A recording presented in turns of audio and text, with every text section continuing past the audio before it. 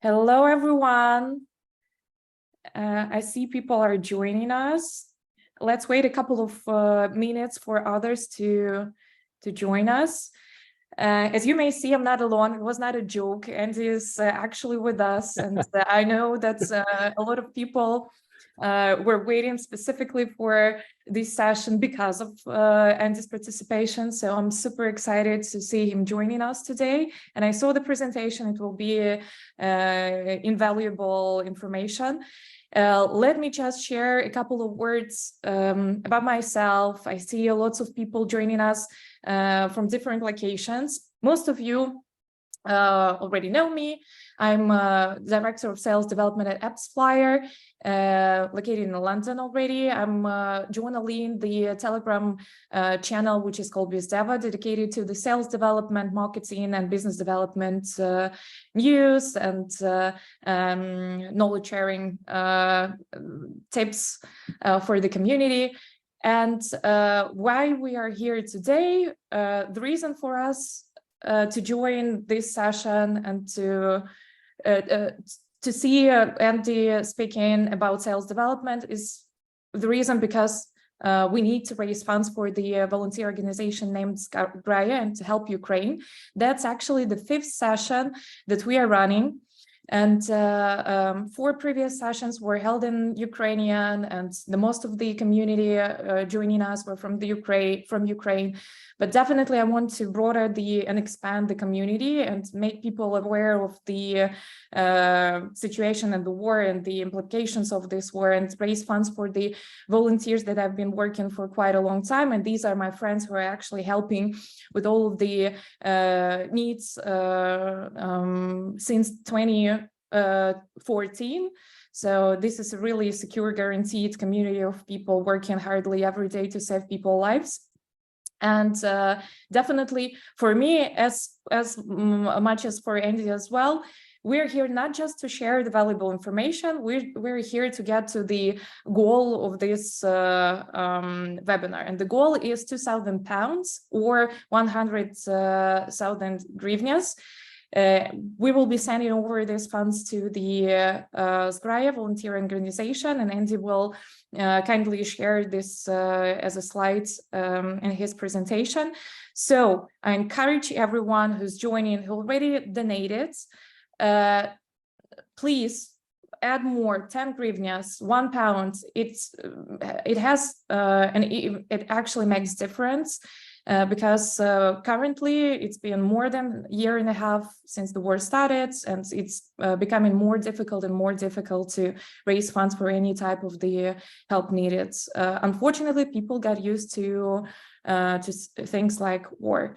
But without further ado, I want to share, I want to give my mic to Andy, and he will speak about his expectations for this webinar and what he's going to tell us today, and what was the reason for him to join this initiative and to become our first international speaker for this series of webinars. Andy, over to you.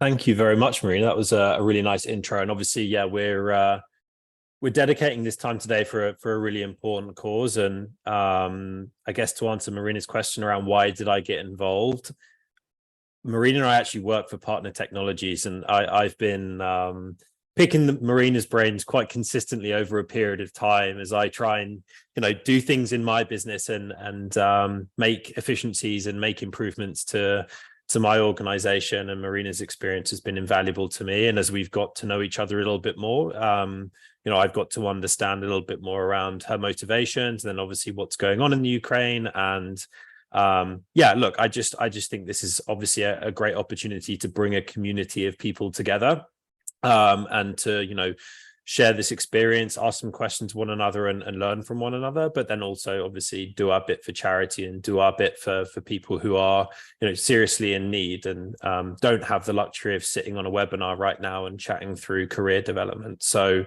do what you can. I appreciate that, the cost of living crisis is obviously increasing. But if you do have that extra money that you're willing to donate to those people most in need, then please do so. Maryna, is there anything you wanted to for me to particularly touch on, other than the fact I'm incredibly humbled to be your first international speaker. You left that off your notes to me. Is there anything you'd like me to touch on before we kind of kick things off? I just want to keep the whole conversation really informal. That's exactly the safe, this series of webinar historically, that's the safest place for us to discuss uncomfortable topics or topics and challenges that we currently face with, and I'm deeply proud of that. At the same time, let me just briefly share some of the rules, just because they do exist. The webinar itself, not the webinar, I would say, like the whole series will be 1 hour and a half.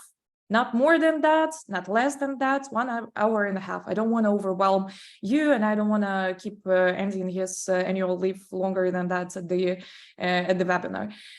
Secondly, there will be 40 minutes, as I announced in the Telegram channel, 40 minutes of the content part. I did really want, and I did ask Andy to prepare the presentation and shed the light on the findings and some processes and work moments that I'm incredibly proud seeing him doing for Braze. He's really data-oriented and really process-oriented person. So I am. So definitely this is something where we have lots of things in common. After that, I received a couple of questions, and other 40 minutes will be dedicated specifically answering these questions. And as I told you before, we have an opportunity. You can donate.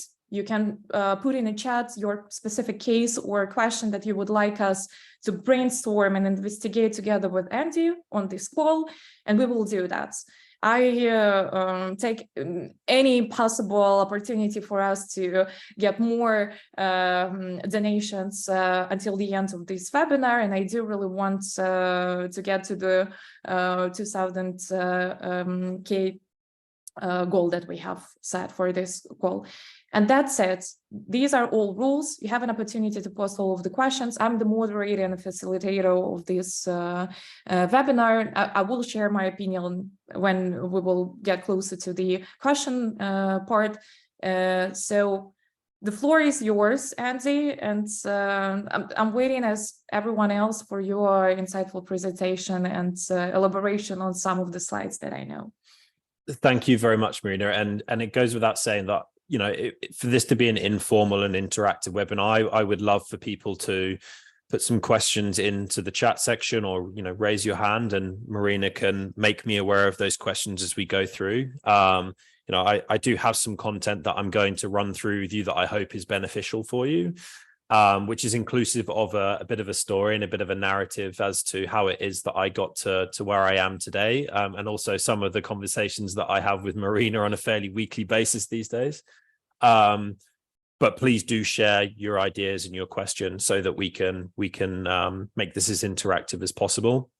In terms of the subject for the webinar, this is a presentation that I've given in various different ways or different guises at different times with different audiences, but I think it is incredibly applicable to a wide number of people that sit within this community, and it really revolves around, firstly, my background as a former elite level sportsman, and then some of the learnings that I took from that career, and then have applied to my career in sales, and have largely stood me in very good stead in accelerating my own career over about a 4-year period. So without further ado, the title of the presentation is The Data Science of Sport and Sales Development. But before I really get into the nitty-gritty of the detail, I wanted to give you a bit of a background as to who I am and how the hell I've ended up on this webinar talking to you today. So you can see here, this is a very cute photo of me. I think I was about 8 or 9 years old here. Not much has changed. I'm still very blonde and still very obsessed with cricket. But as an 8 or 9-year-old, my dream was to be a professional cricketer, which is obviously a very English, very British thing. Why I didn't want to be a professional footballer or an F1 race driver or an astronaut doing something far cooler and earning a lot more money, I have no idea. But that was my dream as an 8 or 9-year-old boy, was to go on and play cricket at a professional level. And I was really lucky enough to be able to go and do that. About 10 years on from them, so about 16, 17 years old, I signed a professional contract with a club in London, one of the bigger teams. So to give you some relation to what that might look like in more relatable terms, you know, a Man United or a Manchester City or a Bayern Munich, that was the kind of caliber of team that I was fortunate enough to sign with. And my career never really quite got going, unfortunately. And by the time I got to the age of about 21, 22 years old, the game, unfortunately, had chewed me up and spat me out the other side. And I'd really struggled to strive, or I'd really struggled to, you know, harness any degree of consistency in my performance. I'd shown a huge amount of promise and flair and excitement as a junior and as an academy player. But once I made it through into the senior ranks of a professional team, I really struggled to probably fulfill my full potential. And then I also struggled with a number of injuries. So you can see here, this is me very high on some form of morphine, I think, after the back of a shoulder reconstruction. I had 2 stress fractures of the spine. And then I also had an issue with one of my ankles as well, all in the space of about a 3 or 4 year period. And that was my career done, as I said, by the age of about 21 or 22 years old. Fast forward to today, and I have now been at Braze for almost 4 years, which is kind of crazy. Time has flown by. And in that time, I've been a business development rep, so an individual contributor, where you know, I was a relatively high performer in terms of our global standings within our organization. I've had several promotions in that time, and I now look after our primarily our enterprise EMEA BDR team, but I'm having more and more ownership over the regional team as a whole, so 20 or so, 25 BDRs here in EMEA. And we've also gone through an IPO as well, which was an incredibly exciting time for the organization, and also for myself to go through that period of IPO readiness and then actually get to the end goal of becoming a public company was incredibly exciting as well. So that's a little bit about my background. I'm not going to bore you too much more with who I am, because I want to get into the thick of the content. So I've actually got a bit of a quiz for you to kick things off. Does anyone know who these 2 individuals are? Feel free to put something in the chat. Maryna, let me know whether anyone's got any idea as to who they think they know who these 2 people are. I'll give you a second or 2 to have a guess. In the chat, people just responding no, they don't know yet. That's fine. People are, but yeah, any guesses? No, sorry. People feel sorry about the fact that they don't know. That's fine. People are.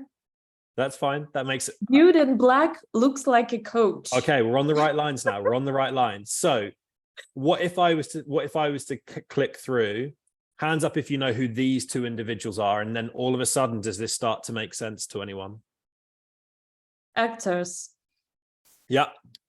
Can you name the actors? Can you name the characters in the film? Characters, no, but Igor is precisely correct. It's a Moneyball movie. Correct. Very good. So to give you some context as to why the hell I'm talking about this, you've got Peter Brand and Billy Bean. So Billy Bean is the old chap on the left-hand side in the light blue shirt, and Peter Brand in the black polo shirt. In the film Moneyball, which is here, Brad Pitt plays Billy Bean, and Jonah Hill plays Peter Brand. And this film really struck a chord with me when I watched it for the first time after I'd become a sales development rep. Partly because Billy Bean is actually a former Major League Baseball player himself, who went on to become the general manager of the Oakland Athletics, and he was a first-round pick or a top-round pick in his draft for Major League Baseball, and never fulfilled his potential. Sounds familiar? And then he went on to turn baseball on its head by hiring Peter Brand, who's Jonah Hill, who was actually an economics graduate from Yale, I believe. It was Yale or Harvard. And they turned the sport of baseball, and actually, to be honest, world sport, on its head by looking at it in a totally different perspective, whereby previously the general managers were recruiting talent on qualitative feedback. So they were speaking to coaches and they were speaking to scouts, and then they were trying to gauge who were the good players and who they weren't. And Peter Brand came into the organization with a massive database of data, and they started to work out what were the most successful data points that were equipping general managers and equipping teams with the best view on how to win games of baseball, but then also who was the best talent to bring into the ball club at any given time. And that really got me thinking about my own cricketing career, whereby cricket as a sport is very data driven. It's very numbers heavy, kind of similar to baseball in that sense. And it was never something that I really harnessed as an athlete. And actually, in hindsight, I wish I had done.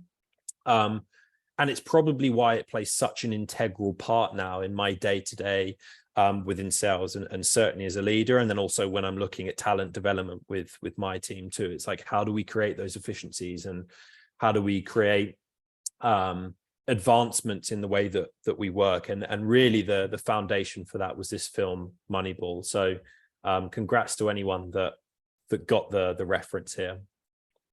In terms of the slides I'm going to walk through, I've broken this down into three sections. So we've got the strategic preparation and how we use data for strategic preparation.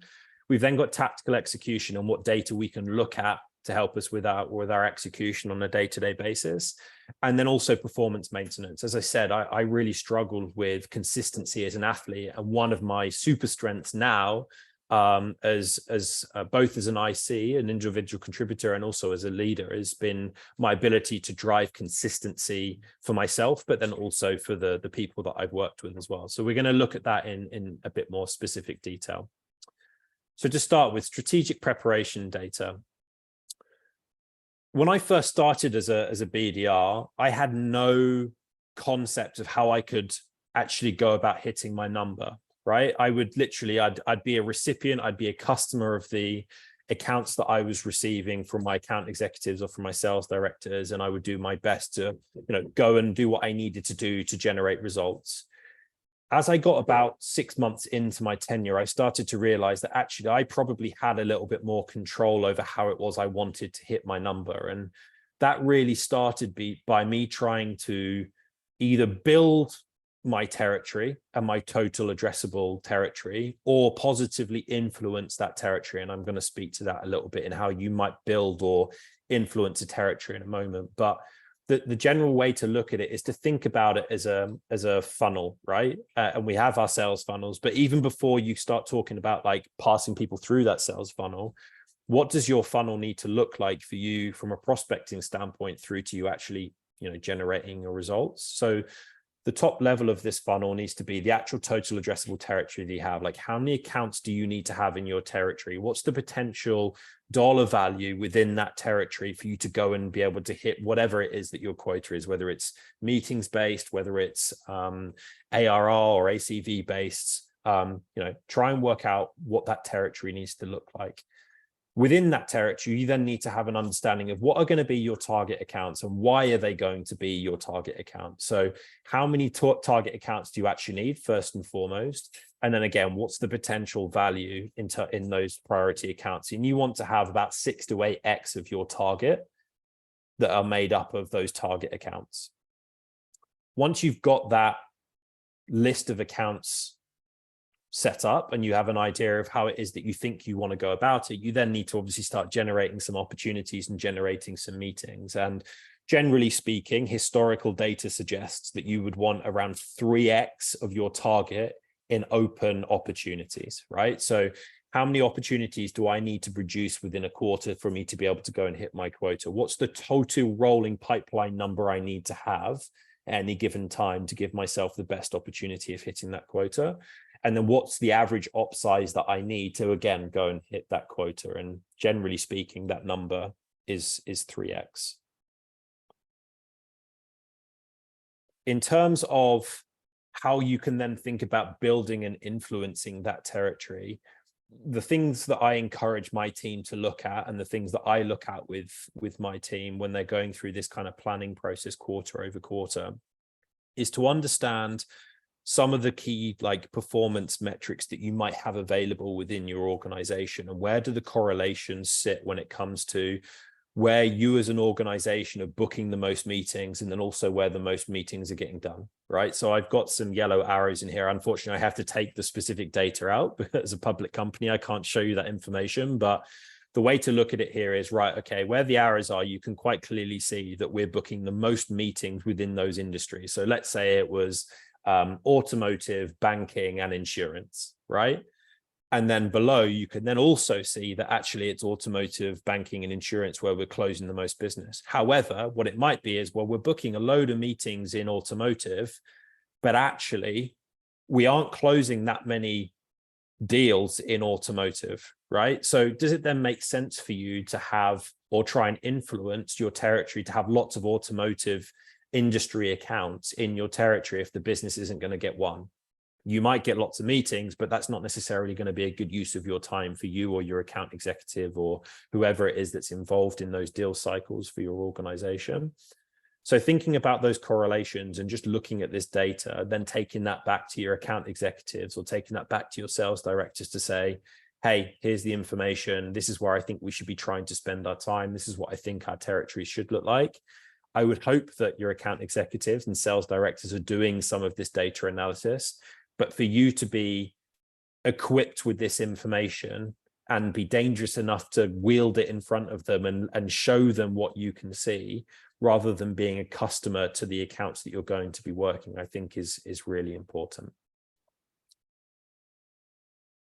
May I just pause for one moment? One question, Andy. Did you come up with these dashboards on your own, or this is something that was preliminary sets at Braze and you're just monitoring this data sets? Because for me, that's crucial.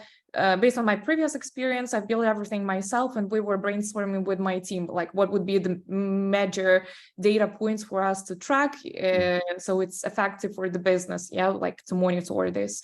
Nothing has been set before. I'm curious, what was your experience with that? It's a really good question, and it was something that I'll lean into towards the end of the presentation. But I think like the more comfortable that you as an individual and as a rep can get with using your CRM, the more autonomously you're going to be able to operate and the less reliant you're going to be on other people. I think when I started out, I was naturally very reliant on my manager, very reliant on sales ops or rev ops, and then also my account executive and sales director. And what I realized very quickly, again, with my own learnings in mind from my athletic background and also from my direct leaders, was that if I could learn to use the CRM and learn to, do some of this reporting myself, I was going to be able to speed up my understanding, my knowledge, and potentially my results. So I would definitely encourage the people on this call that if they don't know how to work with their CRM and pull some of this data, go and sit with someone that does, and instead of them have them do it for you, get them to teach you, right? I don't know whether it translates, but there's a saying in English which is, give a man a fish and he eats for a day, teach a man to fish and he eats for the rest of his life, right? And that was very much the attitude that I took when it came to starting to be able to drill into data sets myself, or go through and build reports and dashboards. So definitely use your managers, use sales ops, use rev ops, but I would encourage you to try and learn this skill set yourself too. Thank you so much. Yeah, we can continue.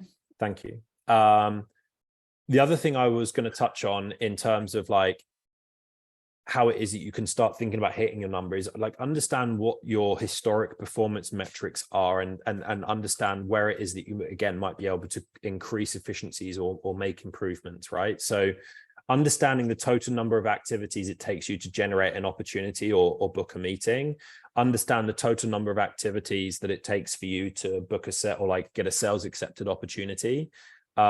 And then understand what your opportunity conversion is as well. So how many opportunities do you need to book for something to get sales accepted? Going back to my 3x data, you would hope it would be around that 3x mark. But again, like understanding what that looks like, I think is really important. Obviously, you want to be trying to reduce those numbers as much as possible, right? So the fewer activities you need to do to book a meeting, the more meetings hopefully you're then able to book. You can also then understand what the breakdown of the meetings are. Are you booking more meetings on the phone, or are you booking more meetings on email? And again, starting to lean into where it is you're generating your results, but then also perhaps, working on 1 or 2 weaker areas as well. And then when it comes to your opportunity to sales accepted opportunity conversion, like, are there things within your control that you can work on that will help you improve that ratio, right? Do you need to qualify better on calls? Do you need to make sure your agendas are in the meeting invites? Do you need to do better preparation and debrief calls with your account executives? Like, there's lots of things that you can potentially have a look at. And then similar to the slide before, right? Like, understand where your strengths and weaknesses are when it comes to maybe the industries or the personas to which you book your meetings with. Like, do you have a particular interest and strength in communicating or doing outreach with like retail accounts, for example, but actually you're not so good in the health sector space, for example? Again, do you need to work on improving your health sector outreach and value proposition, or do you just need to lean more into the fact that you're strong in the retail sector, keep booking meetings in that space?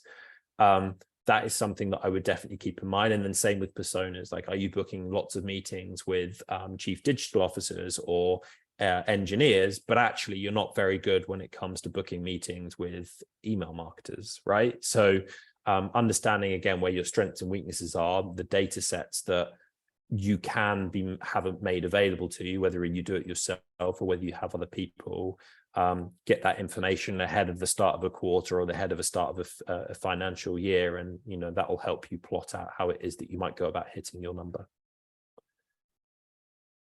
Another question from my side, sorry, Andy. Yeah. I see that even email open and email sent data you're putting in Salesforce.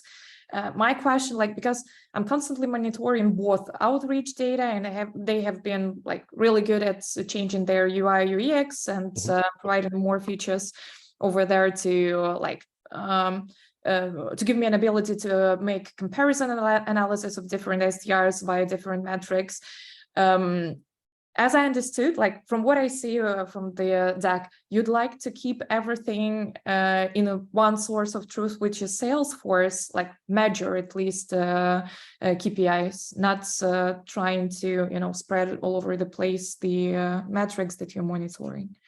Yeah, I think I actually use both. I think just for these examples, I've shown Salesforce, but I'll check whether there's any disparities between outreach and Salesforce, and occasionally there is. But I think the better view that you have and the more centralized view that you have, the better, right? So I actually have some outreach examples as we go through that I'll touch on, but the data that I've got presented here sits within various reports or various dashboards. And again, they're just at the tip of my fingers that I can look at any given time, now that I've obviously gone and built those things. And it saves me having to jump between platforms or, questioning whether there's a relationship between the data in one platform and another. So I definitely encourage you to look at different data sets across, different sources. But certainly I've tried to build up a proficiency where I can rely as heavily on the CRM as I think I can do. Great. Thank you so much. Once you've got that territory built, you can have consideration for how it is that you want to have a holistic view of that territory and, track certain data, right? And interestingly, I've seen reps in my teams do it in a number of different ways. Some people use a super manual Google Sheet. Some people use kind of a semi-automated Google Sheet, which is actually the one that I'm presenting here.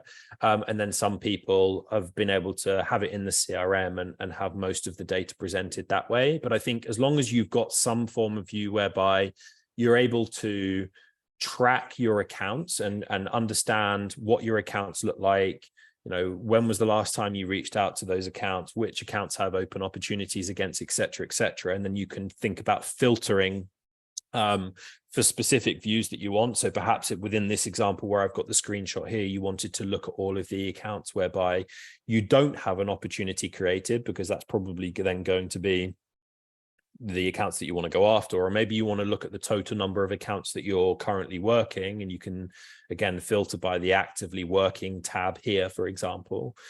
You could see that in case you felt like you weren't working enough accounts, or actually you felt like you're working too many accounts and you weren't personalizing your outreach enough, right? Just having a view and having an understanding of like where you're at with your territory at any given time, I think is really important once it's been built. So if you don't have that, I would definitely encourage you to do that. My favorite topic, for sure. But getting a bit back to the previous, metrics and analysis, how you usually approach that month-over-month analysis, or like this quarter in comparison to the similar quarter a year ago? Like, I understand that we have this luxury, me and you both, like working within companies that have been gathering this data over time, and we can rely on some more or less accurate data when it comes to the metrics that we would like to, I don't know, improve. But when we speak about the new company and startup, how long we should be gathering these data points in order for me to understand that these metrics from these months is actually better, are actually better than previous months, or I'm progressing in the right direction? Yeah, it's a good question. I think it depends on how rich the data sets are to start with, right? Like how much data can you pull on to understand where the trends might be? Like if you've got a tiny data set and you're only just starting on this journey, you probably need to wait a while until you've got a larger pool of data so that you've got a degree more validity to the data that you have, right? Otherwise, you're going to just end up with a really skewed view across a very small data set. I think when you've got a larger amount of data to work with, I think it then comes down to just how successful you are being at any given time, right? So if I go through a period where I've been hyper successful, and then I go through a 2, 4, 6 week period where things just aren't working for me, I'm immediately going to go back and look at perhaps, the period before then where I was successful and compare the data to understand, where things might be going awry or where the issues and pains might be. So that's the beauty of the data. You can slice it to any timestamp that you want, right? You can go and understand, to what degree you need to go back and look at information, whether it be a year or 2 years, or whether it be a week or 2 weeks. Going back and comparing and contrasting over those different timeframes, I think is part of the luxury of having a data-driven attitude and view. That's it from the strategic side of things, and I wanted to go now into some tactical pieces, which I think for a lot of people on the webinar perhaps is going to be where a lot of the value might be, particularly if you're an individual contributor. And here's some of the outreach data that I was referring to. So not everything that I have exists within the CRM. We do have some things here whereby it sits in outreach, and here is just some examples, some of the things that I would look at. So across the top there, you've got some sequencing performance stuff. So you've got the amount of open rates, the reply rates, the click-through rates, etc. You can see on the left-hand side, some of the titles and who's opening the emails.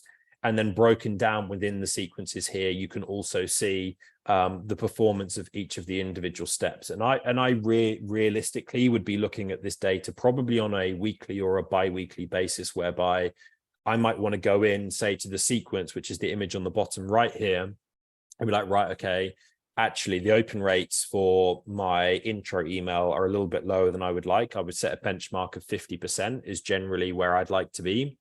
What can I do to enhance that? Do I need to change the subject line? Do I need to think more carefully about, the first line and the relevancy and the personalization of that email? Do I need to A/B test and see if I can outperform that first email that I've written? But I would be looking at this information on a fairly consistent basis to understand how is it that I can test and optimize what I'm doing from an email outreach perspective, that it's then going to enhance my meeting booking rate and bringing that number of activities down when it comes to booking my opportunities and booking my meetings. So 3 places that I would look. I'd look at an overall view of my sequences. I would then look at who's opening my outreach, and then I would also understand within each of my sequences that I had running at any given time how each of the individual steps is running, so that I can then work through where I can create efficiencies for myself too. Then you can start looking at like your overall performance and your overall messaging, both for yourself and then also for your team. So again, like I've just provided some data sets from within outreach here that you can start to understand. You can look at where the breakdown of messaging is in terms of the amount of sequences. You can see whether it's one-off messages. So you can see most of this is messaging that's done in sequences. You can see actually my open rates across this is relatively good at 49%.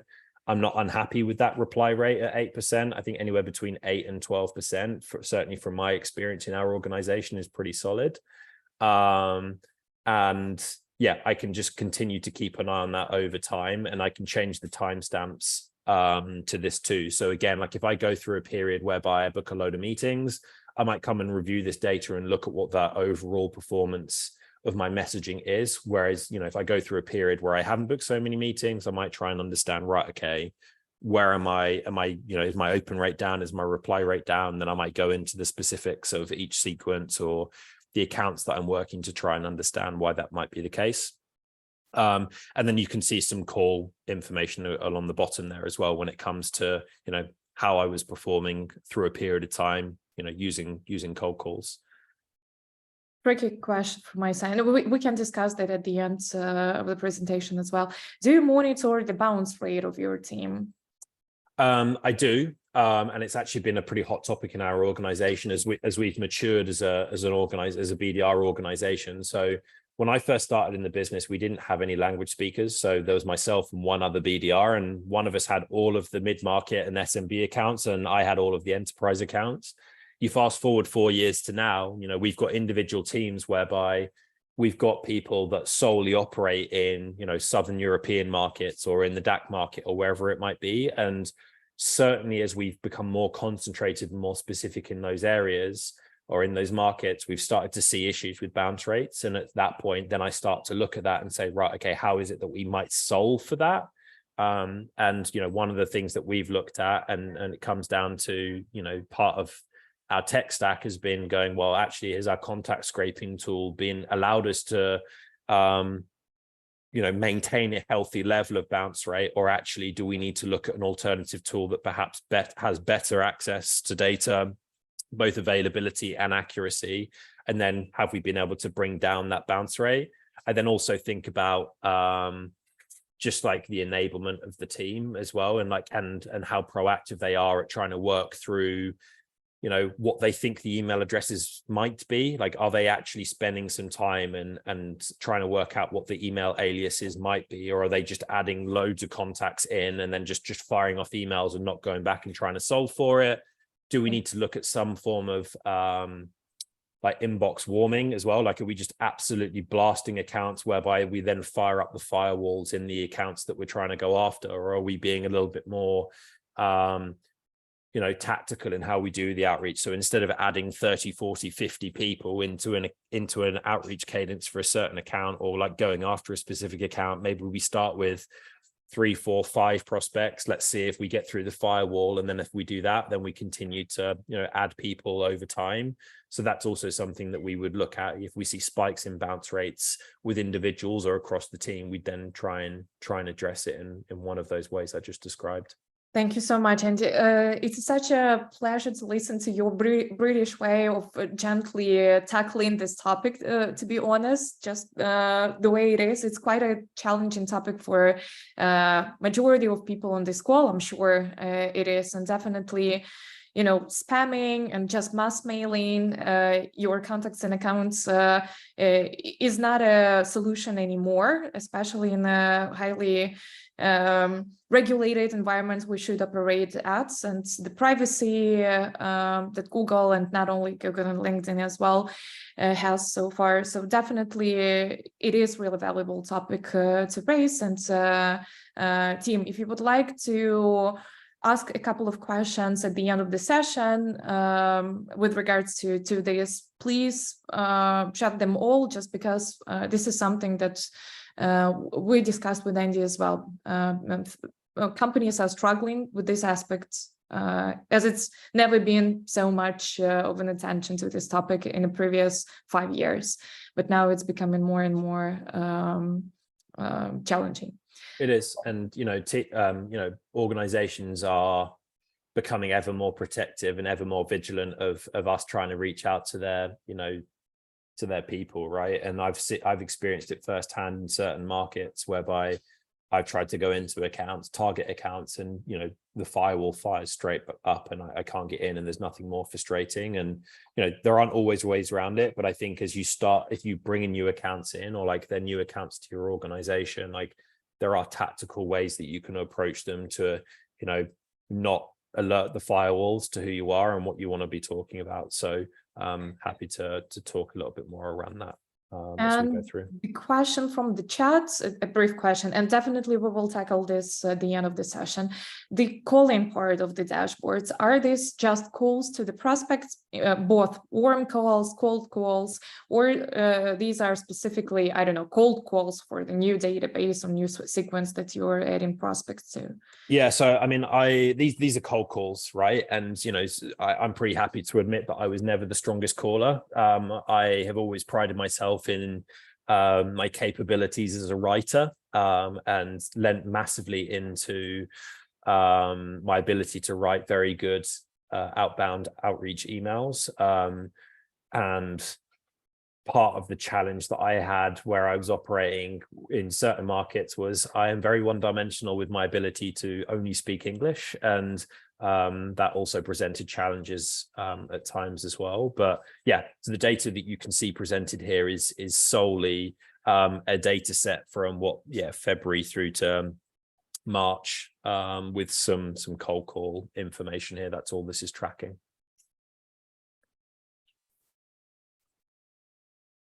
Another piece around like your overall messaging performance is to understand, and the same is applicable when it comes to your cold calls as well. So you've got calls on the left-hand side and emails on the right-hand side. This is, again, readily available info if you are operating out of Outreach as a sales engagement platform. But I would always take note of like what times of the day and when within the week was my outreach performing best. When did it make most sense for me to pick the phone up? When did it make most sense for me to schedule my emails for, to give me the best opportunity of engaging my prospects and getting them to reply or getting them to obviously commit to a meeting. So I would look at this fairly consistently too, to see if there are any shifts or changes in terms of like when were the best times. So the darker the purple, the better the time for me to actually engage that person, or the higher amounts of engagement that I was actually receiving. And then I would have consideration for whether that then worked within my own schedule. So particularly for email, it was less of a problem because I could schedule the emails for when the data was suggesting I was best to reach out. But obviously in the calls, there's some degree of restrictions because I'm not a morning person, and at 7 a.m. on a Monday morning, you can see there's a fairly dark purple there. I'm not going to be making cold calls. As much as I'm dedicated to my craft, I'm not going to be making cold calls at 7 a.m. So understanding when it might work best for you within your schedule, particularly on the calling side, but on the email side, certainly have consideration for like when it is that your emails are most likely to get opened and replied to across different persona groups. I found this data really interesting and really useful. Let me pause on this and ask you two questions. First question is from me. Have you been monitoring this specifically on your own experience, or initially you were relying on the average, I don't know, benchmark that you've heard or read from other influencers on LinkedIn, and then started to build your own tests and see how it performs? Or you were like, no, I'm competing only with myself, so let me just test different approach and keep one with the one that performs the best? Definitely the latter, right? So I was always just thinking about myself, and part of the reason why I started sharing online, and part of the reason why I've started to engage in more activities like this one, is because I didn't necessarily feel like I had that person that I could go and read up on in terms of their own experience and advice. So I definitely didn't have that kind of thought leadership or content creation at my fingertips 4 years or so ago. But Yeah, I really, my aim when I first started out was I always wanted to be the last or the top email in someone's inbox when they open their laptop in the morning and they were sat there with their bowl of cereal and their coffee. That was my aim. And I would have consideration for when that might be, on which days, and then in which markets. And that tended to mean that I would, keep an eye on this data for myself over a period of time, but then also have consideration for the prospects and the markets that I was reaching out to. So, if it was, I tended to, finalize, write, schedule my emails between 5 and 6:30 of an evening. And then I would be sending those emails out sometime between 6:30 a.m. and 8:45 a.m., depending on the market that I was reaching out to. With the, obviously me trying to drive the best chance of someone opening that email, giving me 10 seconds of their time at the start of their day to be like, okay, yes, this looks interesting. Yes, I'm interested in replying to this, or yes, I have time. I think what I realized actually is I went through a period of time. You can see this as you go through the email open rates on the right-hand side. It's all relatively light purples, like the later part of the day. People are in meetings, people are busy. If you're thinking about a lot of the people that you're trying to reach out to, and Maryna and I can attest to this now in our positions, is you spend your life in meetings. Like, I don't have time to answer my emails in the middle of the day. I'm answering my emails at sometime between 7 a.m. and 8 a.m. or 8:30 a.m. And then perhaps when I'm on the train home in the evening, if I'm feeling motivated to reply to my emails on the train home, the middle of the day is largely not worth the time. So, and that was my experience when I was reaching out to anyone with a director title or above, right? I was trying to catch them at the very beginning of the day, so that I had that just fraction of their attention for them to come back to me. And I would say pretty confidently that the majority of the meetings and the opportunities that I booked were off emails that were delivered at that time of the day. Very rarely did people ever come back to me towards the end of the day. Good tip, thank you. And the other question, of course, the level of granularity we can use for analysis that could drive us insane. Like, I'm definitely that type of the person.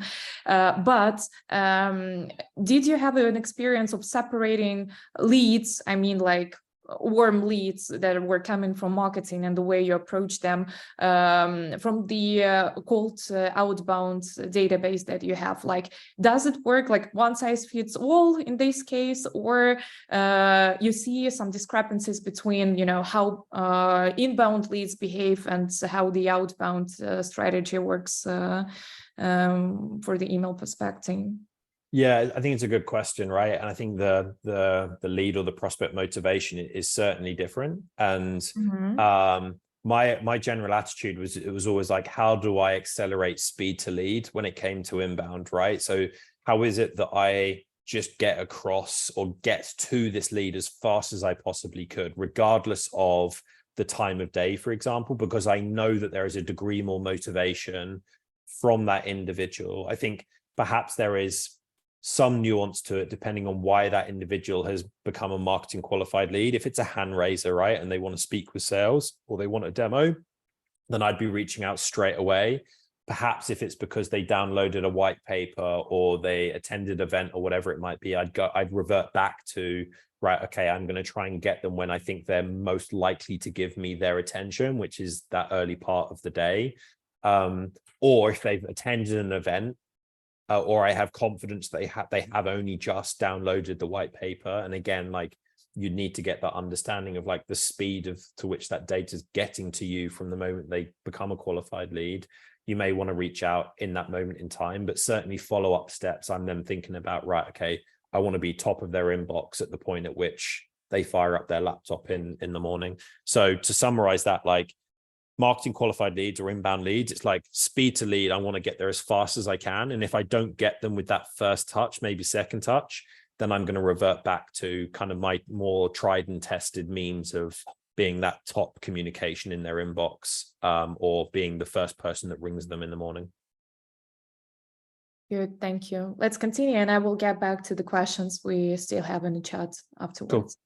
Cool. Final section, performance maintenance. And for me, this, like, this is just a continual pursuit. As I said, like during my athletic career, one of my real struggles was an inability to be consistent. And, you know, it's something that I'm obsessed with now and I strive for on a day-to-day basis, probably a little bit too much at times, and rather obsessively. But I think, you know, your results will compound over time if you can just show a degree of consistency, and you'll be amazed at just, you know, the advancements that you'll have in your performance if you can, you know, create that consistency for yourself. And this is an example of a dashboard. So I built one of these for myself when I first started out, and then I started to do it for all of my reps afterwards. So again, within the CRM, this just gives a total overview of everything that was going on in my life, or in this case, one of my reps' lives, when it comes to the opportunities they've got open, the accounts that they're working, you know, the opportunities they've got in terms of like the values, you know, how it is that they're performing, and they can refresh this on a daily basis and just make sure that they're on top of the areas that they need to be on top of. And, you know, there's a number of metrics that may or may not exist in here that you could speak nicely to your sales and RevOps team on, but certainly like the activity piece is really important here, right? And, you know, coming across here and saying, right, okay, I've got an opportunity here, but, you know, according to the CRM, it hasn't been contacted in 72 days.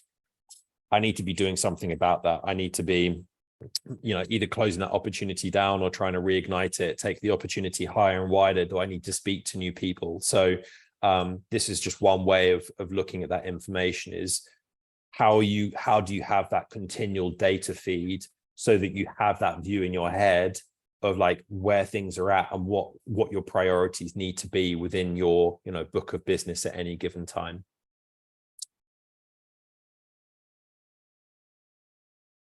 And same applies, right, on the outreach side, and understanding how are you performing in comparison to the rest of your team. You know, I am insatiably competitive. I hate losing as much as it is always a good way of learning lessons. I'm certainly not a fan of losing, and I much more enjoy being top of the ladder if I can be. And, you know, I would keep an eye on, we used to get, or we still do, our VP would send out a daily communication, which was a dashboard of all of the performance metrics, whether it was emails, whether it was calls, whether it was meetings booked for the month and for the quarter and for the week, and the amount of closed ones and things like that. And I would go through that obsessively and be like, right, okay, who's at the top of the ladder? What do I need to do to go and get closer to that individual in that area, right? And if I saw that I was at the bottom or I was in the middle for a particular component, the first thing I would be doing was finding 15 minutes or half an hour with that person, putting the time in the diary and being like, hey, you're absolutely crushing it in this area. What are you doing that I'm not? How is it that, you know, I'm looking at what I'm doing right now? Can you give me any advice to say, right, okay, maybe there's some improvements that you can make here to what you were doing? And then all of a sudden you hopefully start to see some improvements. And I saw this really early on, whereby our number one BDR globally was like number one by an absolute mile. And I looked into a particular data set, and all of a sudden it became very apparent that I could probably, you know, move up the ladder relatively quickly if I could make improvements in this one area. And again, I found time with this individual, and he walked me through what was actually a really, really basic action, right? And again, it came just down to consistency of doing it day after day, or, you know, week after week. And it just so happened that after not a particularly long period of time, I went from being a fairly young fledgling BDR and, you know, doing okay, to accelerating through and starting to really make inroads into, you know, becoming one of the higher performers on the team. So if you can get that wider understanding of like how the rest of your organization is operating, understand where you sit like holistically, but then also actually within specific areas, that's going to then teach you where are your areas of strength, and then where are the areas that you might want to think about trying to level yourself up. Go and pick the brains of those people that are doing a good job in certain areas, right? Like if you're, you know, amazing on the phone, but perhaps your email outreach isn't great, go and speak to the highest performing person when it comes to meetings booked by email, or the person with the highest open and reply rates, for example, and, you know, trade advice and trade ideas with those individuals, because that's how you're going to get better. Awesome. Let's move on. Thank you. Output performance benchmarking. So again, like understanding where you're performing in terms of like key metrics versus like the granular metrics. So I've just touched on open rates and reply rates and connect rates. Then also looking at, right, okay, how many opportunities am I getting into qualifying versus into sales accepted opportunities? Right, okay, I'm performing really well when it comes to booking meetings, but I'm actually struggling to get those meetings accepted by the sales team. But actually I can see one of the team here or two of the team here have a really great ratio. What is it that I'm going to do to get closer to those individuals that have a healthier ratio of meetings booked to sales accepted? I'm going to go and have a conversation with those individuals. So, understanding what your granular details are versus like what these outputs are in terms of like meetings booked or, sales accepted opportunities or the number of contacts. Maybe someone here. So we've got here like number of contacts per opportunity. Like Chloe here, for example, is clearly doing a much better job at creating stickier opportunities than this individual. Let's say this was me and I wasn't particularly good at adding, new contacts to my opportunities. The first thing I'm going to go and do is have a conversation with Chloe and be like, hey, how are you creating these really sticky opportunities whereby you're engaging lots of different prospects? What's the language that you're using with prospects to encourage them to bring across new people to the opportunity? What are the things that I can include in my messaging when I'm adding agendas or, sending confirmation emails or whatever it is that I might be able to get people to commit to the meetings over and above, the isolated individuals that I might already have.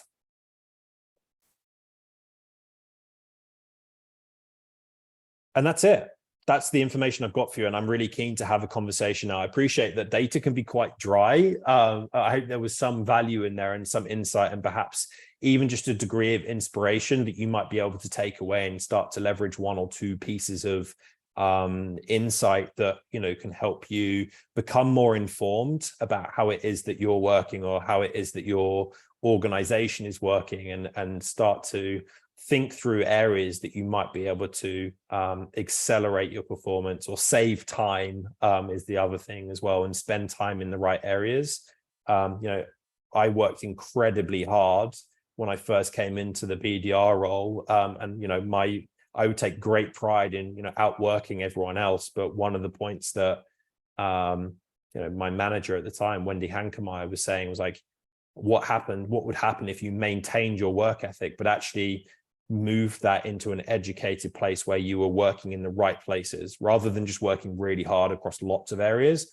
What happens if you applied that same work ethic to the concentrated areas that you knew were going to push the needle for you? And that was a game changer for me, right? So that's really where the data started to come in. And the advice that I'll leave you with is, be like Billy Beane and Peter Brand. Do respect the data. Get nerdy on it, because it will make a difference.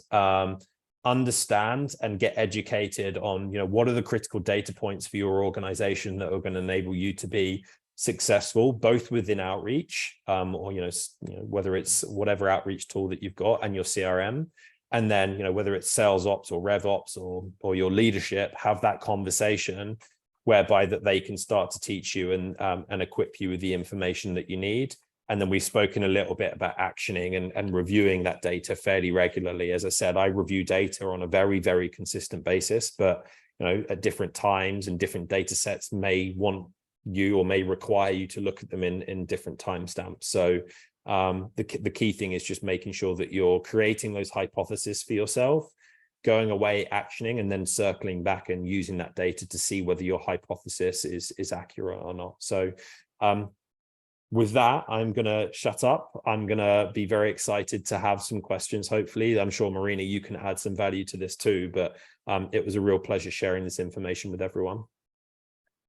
Wow, Andy, we need another lunch for us to discuss everything that have been discussed. I'm super excited about everything that I've heard. And yeah, so many things I I think, to start tracking after this conversation. We have so many questions, but before that, that's also the chance for you, Andy, to share with the audience what you've been doing and you are doing with regards to the content part and some educational materials. And definitely, I would like you to pause on that for a couple of minutes. So the community, which is over here, and the majority of people are on the call from the Eastern Europe, so I'm happy to see all of the people outside of Eastern Europe. If you didn't know, Andy is really good at creating good content for SDRs as well. Andy, a couple of words about that if you want. Thank you for the reminder. Yeah, look, I think there's a couple of things I'll touch on here, right? So the first one is, please do, if you haven't already, come connect with me on LinkedIn. I'm always very happy to go backwards and forwards on certain questions, and I certainly share as much as I feasibly can about my experiences and about my knowledge and my perspectives and my ideas on a daily basis. So, if that may or may not be useful for you, please do come across and shoot me a connection request, or, follow me, and I'll happily, speak with you on LinkedIn as a platform. In terms of like other resources, there's 3 here that I've called out. So I've got 2 ebooks over here on the left-hand side. One of them is like an account executive BDR relationships best practices. It's a super digestible, like 4 or 5 page ebook with everything that I've packaged up to what I think, garners a really healthy relationship between an account executive and a BDR. It's everything that allowed me to be successful. It's also the framework that I teach our BDRs at Braze pretty much. And then also, how it is that I then try and get our account executives when they come into the business to work with the BDRs. So, if you are working with account executives, or, you're new to an organization, or perhaps you aren't getting the relationship that you want with your account executive or with your BDR, I would definitely encourage you to take a look at that. The generative AI ebook is really an actionable resource for you to have. I think it's 50 prompts in there, whereby you can, add, whether it's ChatGPT or whether it's Google Bard or something like that, they're all in there, and you can literally copy and paste them, drop them in, and it will give you all sorts of information when it comes to building a territory, when it comes to qualification and discovery questions that you should ask, whether it comes to learning and researching about certain accounts or certain markets. Like, the whole purpose of it is to buy you time back so that you don't manually need to go and do those tasks. And again, it's something that I've used personally, and I've equipped our teams with to create some efficiencies in how they operate. And then probably the piece of work that is the kind of centerpiece for my digital offering is the SDR playbook. And there's 7 resources in there, again, all actionable. They're all tools rather than, video classes. Like, they're genuine resources that you can plug straight into your operation when it comes to, life as a sales rep, whether it be, territory mapping, whether it be, I think there's also a cold calling cheat sheet in there. There's also a piece in there around like promotion readiness and making sure that you've got a framework that you can work to, that you evidence your personal development, and you can go through and use that as a resource to help you get promoted.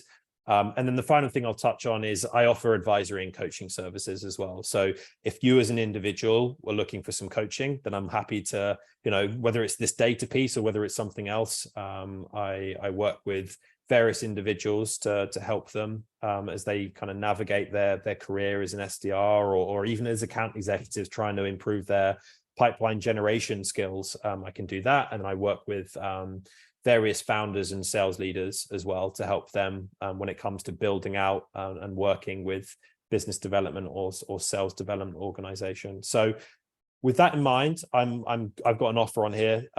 You can use the code webinar on the link as per the QR code here, and you'll get 25% off the ebooks. The playbook is already 50% off. Any purchases that are made as part of this webinar, 50% of those proceeds are going to be going towards the nominated charity for this as well. So if you're looking for a way to donate some money to the charity, but then also perhaps get a little bit of value back out for yourself, then this is a great way for you to have consideration for doing that. And with that, I will stop selling you now and we can have a conversation. But you're so good at this. Let me be honest about that. Yeah, Tim, that's a great opportunity for you to get a piece of the content. You usually ask like what kind of resources I need to read in order to level up my skills and current career path and expertise. No bullshit stories. And Andy, like, we've got connected just because I've listened to his speech at one of the events. I clearly realized that this person is not about like selling himself or just posting some generic, valuable but generic content on LinkedIn. And among the influencers that I've shared in my BizDeva channel recently, he was in my top of 5 people I regularly read, just because this is valuable. This is the outside view. Like, as a sales development leader, now I still need someone to rely on to feel more comfortable with the challenges I have. And we usually speak with Andy about that as well. Like, as long as others do face the same problems, I'm like, feel more comfortable to tackle them and manage and cope with them. And definitely we support each other and share some of the tricks that might ease our pains. And yeah, I'm not that good yet, and I will learn from Andy how to capture this and how to package this in a format of books. But we have a much better person on this call who already done that. Use this chance. All of the you see, like, this is the special link that part of your payments that you spend on this will go to Zgraya as well, and will support people in Ukraine and everything that is currently happening over there with all of the missiles and drone attacks.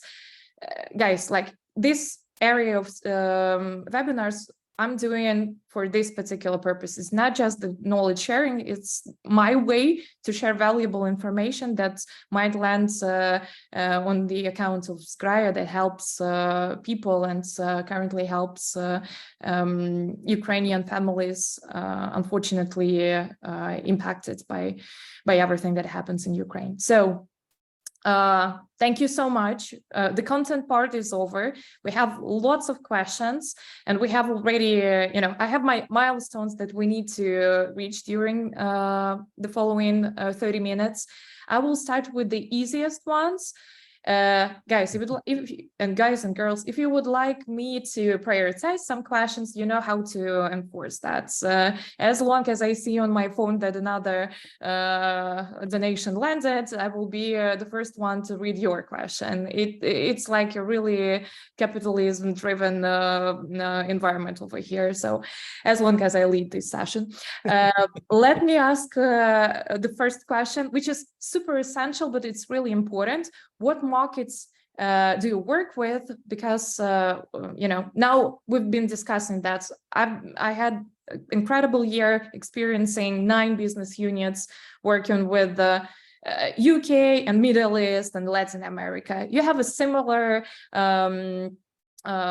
experience working with APAC as well, as I know, but please, could you dig deeper, like what specific countries you are targeting? Yeah, of course. So, I mean, largely over the 4 years that I've been at Braze, it's been EMEA focused. So primarily UK, Ireland, and Nordics. When I was an individual rep, I also operated a little bit within DAC as well, with my very limited German.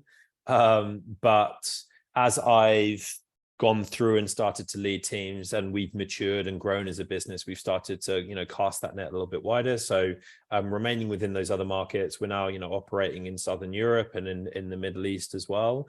Throughout my tenure at Braze, we've had an office in Singapore, and that team has scaled and grown, and at various points I've had tighter involvement with the business development reps there, and that's been a really interesting learning for myself, both culturally, but then in terms of like leading and managing people in that space remotely, but then also how it is that the market operates and how things shift when it comes to the receptiveness to the product and the receptiveness to outreach as well. And a really good example of that would be, somewhere like MENA, for example. WhatsApp is a really commonly used channel that, BDRs and SDRs can use to communicate with their prospects and book meetings and find out information. Whereas you would not dare to do that in Germany, for example, whereby actually trying to use email and LinkedIn or even Zing as a secondary platform are going to be the places the way you're going to engage your prospects.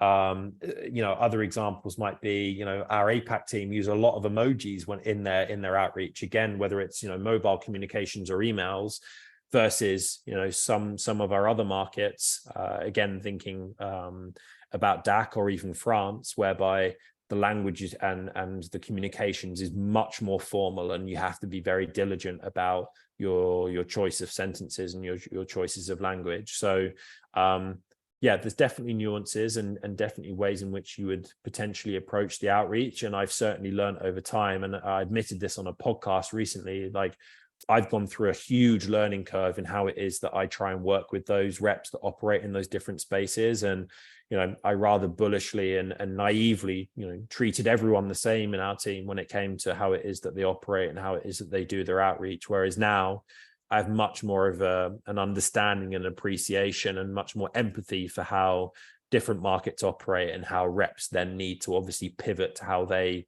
try and get the best out of their role. Great, thank you. The question, just because this is the topic I've highlighted in the agenda, and since we are tackling, countries and differences between countries, cold calling, the UK, and specifically let me put it this way: the perception of cold calling from the SDR standpoint now is completely different from what I've heard and experienced leading the UK team of SDRs. Yeah. The UK team is still like 90% they spent on calling people out of the blue, even without this, my usual approach before that. Okay, warm calling, I still believe it exists, but as long as you're like calling out of the blue without any evidence, it will be super difficult. But for some reason in the UK, it's somehow different. But I would like to hear, as asking this as someone who's not local and who's not British, and you've been working, ages in this, and you're British yourself, so definitely I would like to hear your perspective. Yeah, cold calling's not dead, that's for sure. Like particularly in certain markets like UK, Ireland, and Nordics, and actually parts of Southern Europe as well. We still have a really good success rate when it comes to those people that are leaning into how to use the phone. So I really don't think that it is a channel that should be shut off by reps. I understand that it's much easier to hide behind the keyboard and send the emails, but I think it plays a pivotal role in how you do your outreach. I think the availability of numbers and some of the GDPR rulings with certain parts of Europe, I know there's nuances for the likes of Netherlands and for Germany, can be tricky. And also if you're ringing into SMB organizations across various parts of Europe, there may be or may not be, readily available numbers. But I certainly think for, large parts of the world, particularly with very senior people too, who are pretty time poor and maybe not actually addressing their inbox very regularly, trying to catch them between meetings with a 15-second phone call and then following that up with an email is an incredibly powerful way of, cutting through the noise and, acting as a pattern disruptor to get them or get someone in their team to commit to time and commit to a meeting with you. Great, thank you so much. I saw some money landed from Vitalina. So Vitalina, I will probably ask the first question you raised in the chat earlier today. How did you measure potential pipeline? I know that's kind of a interesting question to ask. Like, it depends if you have sales operations and how they measure, but how do you measure and what you're relying on? Yeah, I think it's a good question. I have to be careful about how I answer it as a public company, but I think you can you can probably look into your organization and understand, like, what does good look like when it comes to the opportunity or the opportunities that you have open, right? Like, what are the signs that show you that this opportunity is progressing? Like, is it time that the opportunity's been open for? Is it the speed at which the opportunity is moving? Is it the number of meetings that you've had with the opportunity before it moves into sales accepted? Is it the type or the number of prospects that you have involved in that opportunity? Is it, you know, the level of seniority of those prospects too? You know, is it the value of the opportunity or the perceived value of the opportunity? Is it whether it's inbound or outbound? Like, there's lots of different things that you can try and gauge to understand, like, what does good look like when it comes to an opportunity or a set of opportunities, so that when you come to your forecast and your leader or your manager saying, you know, hey, you know, what are you forecasting for this week or for this month, you can confidently turn around and say, well, I think that this opportunity, or I think these 3 opportunities are likely to be the ones that progress into pipeline, because I've got multiple stakeholders, because we're on to second meetings, and because all 3 of them have a VP associated to them. That's why I'm forecasting them. Does that answer the question, Maryna? Have I gone down the right track there? I think that it's a good answer as for the person who is a part of the public company, but definitely, you know, it gives the direction where we should go in order to start thinking about that, and what is the ground is for that type of.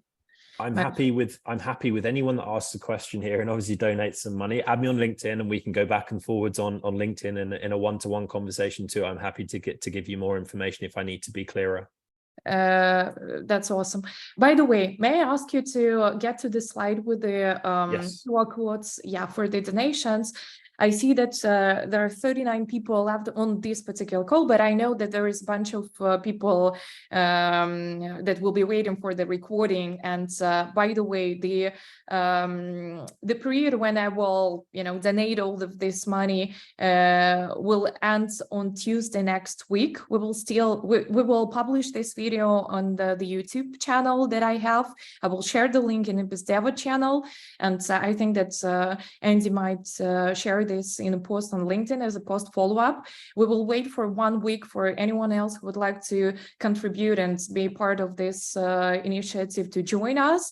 And on Tuesday, I will send over the sum that we will be able to collect by that time to Zgraya, and all of the reports and everything will follow out after that. So definitely there is still some time for anyone to join. Yeah, I think that we still have 15 minutes, and I do really think that people who actually read emails that I sent them, they need to have some answers. So definitely over to you, Andy. I remember that you have a friend that has some questions with regards to how to send out if you're an SDR and you're trying being hired by a cool company like Braze or AppsFly or anyone else, and because the competition now and the recession influences a lot on our jobs. Yeah, sure. Is Tosin still on the call? I'm not sure if he's still here. But yeah, he will definitely appreciate Sure. the answer anyway. Maryna, you and I both hired a huge number of people in our time, and the best piece of advice that I give to people when they're thinking about either transitioning job or, you know, trying to get a new job is to really harness the skills that are required of a BDR as an SDR. Like, it's an incredibly competitive market, but the more that you can do to cut through that noise, I think the better position that's going to land you in, right? So the advice that I would give is, you know, treat the hiring manager as a prospect. And, you know, I would firstly start with connecting with them on LinkedIn.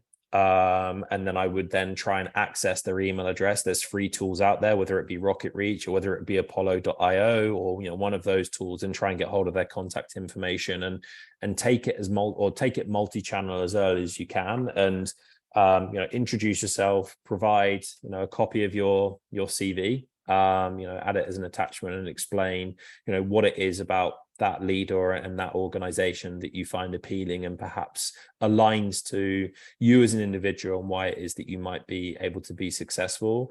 And then I think the thing that I have never had in my time as a business development leader and as someone as high as reps, no one's ever cold called me asking for a job. And I can guarantee you, if someone cold called me and was able to get hold of me, I would at least give them an interview, because it shows a degree of creativity, determination to, get in front of me and have that meeting. And then I think going back to kind of like the cross-channel piece is like, how do you show a degree of curiosity? How do you show a degree of creativity whereby, I had an individual who we did give an interview to once, whereby he added me on LinkedIn and he also sent me a couple of emails, but he ended up sending me a video on LinkedIn of like an introduction, and I watched the video. He spoke really well, and again, it was creative. So I gave him the shot of an interview. So that they're some of the things that I would give as advice. Don't just like be like everyone else and apply on the website. Think about some of those other ways and channels. The other thing I would do is like connect with people that are already in the team, right? And create a bit of a buzz around who you are and see if those individuals would make a recommendation to the manager, or find out specific information that perhaps you can use to then personalize or improve the relevancy of your outreach to the hiring manager or to the talent, the talent team as well. Yeah, let me just add to this. There is a generic advice that I can give you as well. Like, each company has a referral program, and definitely if you are connected to anyone in this company and this person can actually add you to the internal HR database to prioritize you within the process, that might add you a couple of points to the progress within interviews. That works. And on the other side, for speaking about this creativity and everything, I did really like the approach with the cold call, and I might imagine how many cold calls you will get after that. But it definitely shows the ability of the person to get this number. So yeah, you're not sharing your mobile number or the work number. Definitely someone who needs to be familiar with Lucia or LeadIQ or any other tool or Zoom Info, have it in place in order to get the information out of that. So, and definitely it ticks the box like, oh, account sourcing and, contact search and everything like that on the research reports. It's a good one. And the second question, I have a task. And definitely I have my expectations towards how this task will be executed, and I, pay attention to the account sourcing skills, messaging as well, and the way the person puts logic into sequence. I'm not that picky in terms of the message, just because, the person might not be familiar with the specificity of the product that we have, but the sequence, the logic, like, would it be a message on LinkedIn first, or the email, or the call, how many touches, and things like that. I do pay attention to that. I have tasks that actually covers the whole process as a campaign, like find companies that you might think would be a perfect fit for our offering, prioritize them, find 2-3 people within these companies, craft the message for a particular persona in this company, and things like that. And I definitely do pay attention. You might not have actual experience with that, but let me be honest, as long as you're passionate about lead generation and sales overall, even without any experience, it's felt and it's visible how much of a potential you could have for this role. Like, even in my experience, for example, last 3 months, people without any experience in prospecting surprised me the most, just because we are so like narrow thinkers now. Like, when we are approaching things, and like we have our own methodology, and usually like we perceive it's the right one to follow, and people without their experience actually give me the outside box view and bring me the ideas I've never thought about. And I'm sitting on these interviews and I'm like, wow, like actually, yeah, why didn't I approach this from the different angle? So this is a really valuable skill to apply your previous expertise and experience into new, probably for you, area as a job of a sales development or business development representative. So yeah, I needed to say that. Andy, over to you again, back again.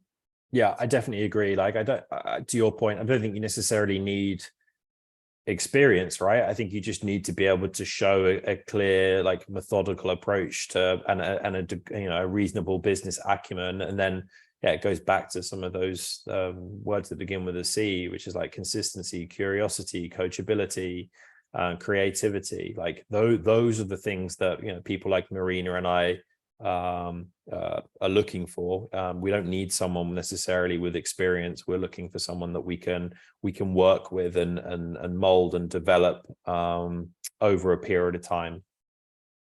Great. And probably that would be will be the final question, but I do really like it personally. So my apologies to everyone who raised different questions. We might probably run another session in some time with Andy again. But speaking about your abilities, Andy, as an email writer, what personalization points do you usually pay attention to, and where is the balance between the number of emails you send and the personalization you do? Yeah, it's an age-old question, right? It's like scale versus personalization. And the way that I work with that with my team, again, going back to the data, is like, what do your open rates and reply rates look like? And the likelihood is you're likely to slide up and down that scale throughout your tenure as a BDR, or if you're an account executive generating pipeline. There'll be certain times when you're generating great results with lots of outreach on the scale end, and then, you know, there'll be other times when you aren't, and you need to slide back down that scale towards the relevancy and personalization piece. But there's generally a sweet spot in the middle whereby you've got some degree of personalization and scale, personalization and relevancy at scale, right? You need to, there is a threshold whereby you need to be talking to, you know, lots of people with quality communications to be able to book the meetings that you want to book. If you're talking to too few, even if your outreach is great, it's going to be really hard to cut through that noise, or to, you know, get to where you want to get to. And at the other end, like, we are just in a world now where spamming prospects and spamming accounts just isn't working. So having, you know, some of that personalization and relevancy is really important. When it comes to sourcing information, there is a myriad of places that you can look for. I think as a former enterprise business development rep, the first place that I would go is an annual report. You know, what I would used to do in the old days when I was a BDR would be I'd find the annual report and I'd do a very quick, like, Command F search. And I would type in like the specific words that were applicable to Braze. So it would be marketing, it would be mobile, it would be cross-channel, it would be customer, things like that. And I would go through the annual report, take me probably 15-20 minutes. I'd pull that information out and plug it into my research document. And then that would act as the basis for me to then communicate to the VP of marketing or the CMO and be like, hey, I can see that the company initiatives for this year are X. Curious how this impacts, right? And I've used that information that I was equipped with to feel confident that that member of leadership would then largely be working on some of those things that were in the annual report. Other places that you can go to is media outlets. So, you know, is it that senior leadership or individuals have been interviewed or have been featured in certain things that, again, you can potentially reference? Is it industry specific insights and trends that are being talked about in specific media outlets and resources, depending on your industry? Obviously, you need to gauge the validity and like respectability of those media outlets. But, you know, that's another place that I would look. Some more of the kind of like left field places that I would have consideration for looking are things like Spotify and YouTube. So, if there's particular podcasts whereby either people are interviewed or being featured, or again, like there's just trends being spoken about within an industry, I would leverage that information, and same on YouTube. And then LinkedIn is obviously an incredible resource too. So understanding when an organization might have received funding, understanding whether a prospect has been promoted or changed roles, like understanding, have they moved from a customer to a new company, or have they moved jobs, for example. Lots of different things within LinkedIn that I would potentially leverage. Maybe it's something in their job description that I know is applicable to what it is that I'm trying to sell. I have confidence that that's a conversation that I should be having because they've got responsibility over, in Braze terms, cross-channel marketing, for example. So lots of different places you can go, but annual reports, media outlets, and LinkedIn are pretty good places to go to get the information that you need to personalize your outreach. Thank you so much, Andy.